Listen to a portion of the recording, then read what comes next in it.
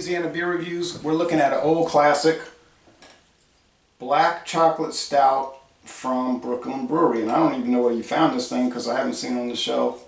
It's kind of covered. I think it's purchased about 4 or 5 years ago. This is one out of the museum, as you like to call it. Yeah, I can see it's got like There's a date on it somewhere. Okay, well. Of course, he's going off camera to study it. No, I was getting it. I believe it's about 5 years old. It may be 4. Yeah. I know it was purchased in 2016 from the 504 Craft Beer Reserve. Ran close to $3 for a single, but those guys kind of upcharge singles anyway. Yeah. I'm familiar with places. So this is one of those big, rich, thick stouts with a good chocolate backbone. I mean, it is what it is. Because I've seen it around for like $2.25. Back when it was available. Don't get carried away, big boy. I'm not big. All right. On the alcohol content. I don't want all that stuff. You the one that likes that. No sediment. So this is from Brooklyn Brewery, the legendary Russian Imperial Stout. Oh, here's the date. Winter 2016. Winter 2016. Says it on the label, so. Okay, so we're looking at something that's pushing close to, probably, I would say it's over 4 years old. Because a lot of times these beer makers, they'll make it early in production, they'll bottle it, and then they'll stamp something like that. Because traditionally, our black, dark beers are 10%. Cold weather beers. Yeah, it was probably made around September of 2016. Yeah. So I'm expecting, I've never tasted this, but I'm expecting this to taste a lot like Old Rasputin with chocolate notes. Yep. And that's it. That's before the date printed on the bottle. I don't see a date, guys. Best before the date printed on the bottle that you can't find. Okay. It smells like Russian Imperial. It actually smells a little bit like... It's dark brown. Like some fuel or something. Something you put in your engine and start it up with. Like a fuel starter. Does. What is this? STP? I don't know, man. It's got kind of like a petroleum gaseous.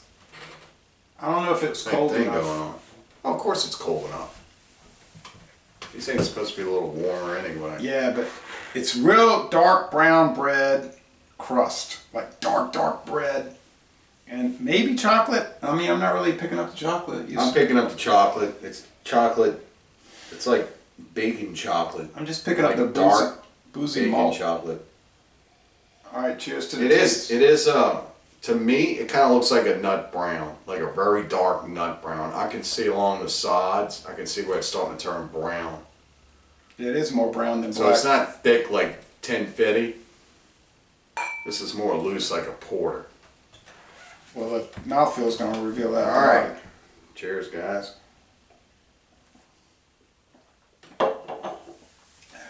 Yeah, I think it needs to be colder. No, it doesn't.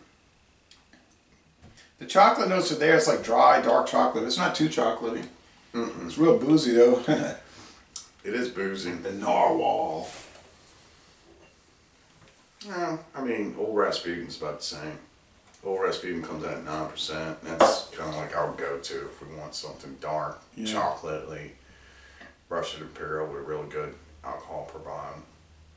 And cheap, too. I can still get it for 8 or 4-pack. That's a great deal.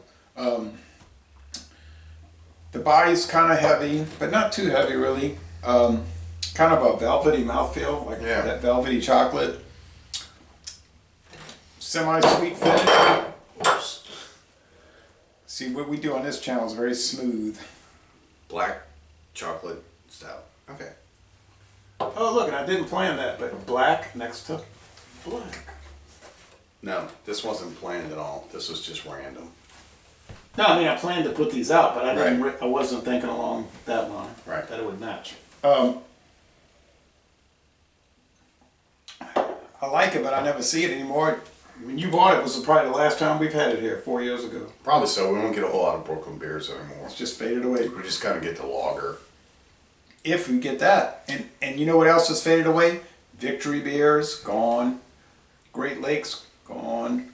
Southern tier, gone, you know, right? Yeah.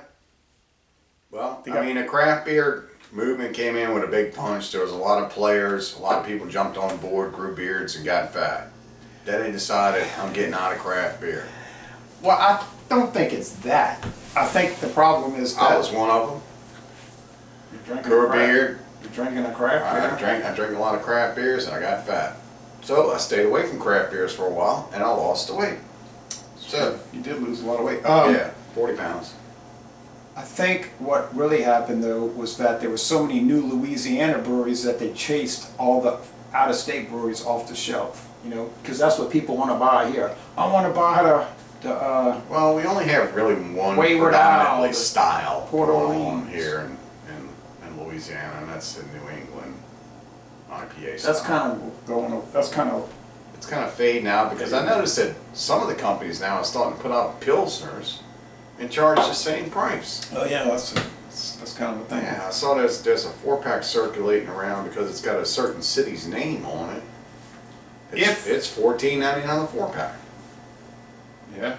Yes, If the oh yeah, I know what you're talking about. And I saw an Oktoberfest beer from a local brewery that was like $12.99 a 4-pack.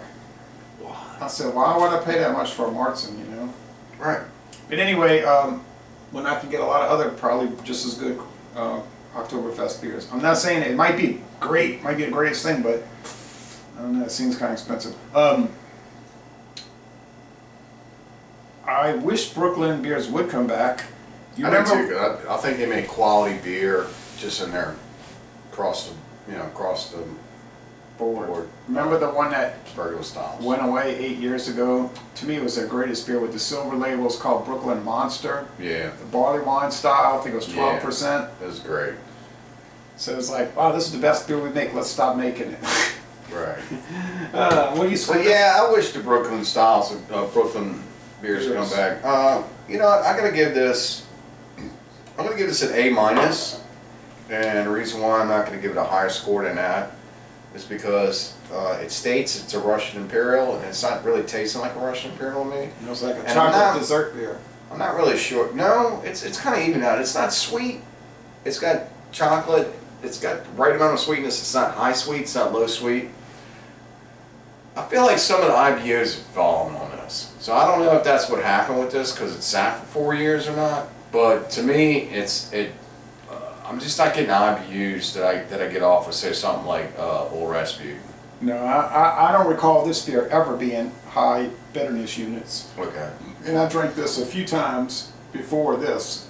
So is it tasting the same as fresh until now? Okay, well that's a positive. Yeah. So I'll still got to give it an A- then, based off of those facts. Just the way it tastes to you. Yeah. I don't think anything faded on it. I would rather have it colder, but still I think it's perfect temperature right now for a stout. To you, Yeah. not to me. But I would score it probably 94. All right. So you give it an A. All right. You give it an A. I'd give it like a 91. You said 92. It's dropping as you drink it. I didn't give it a score. I give it an A-. Oh. So I'd say I give it a 91. Okay, 91, 94. It's only 3 points difference on a 100-point scale. That's not a big gap. It's a quality brew. It's just falling off on the style a little bit for me. Hey, that's what happens sometimes. So anyway, still, I like it. 94 out of 100. I would buy it every year if I could find it. I would too, because I like to taste it fresh. We're gonna say, it's good fresh, not too hot. Les bon temps relais. Y'all come on down to southeastern Louisiana. Drink better beers.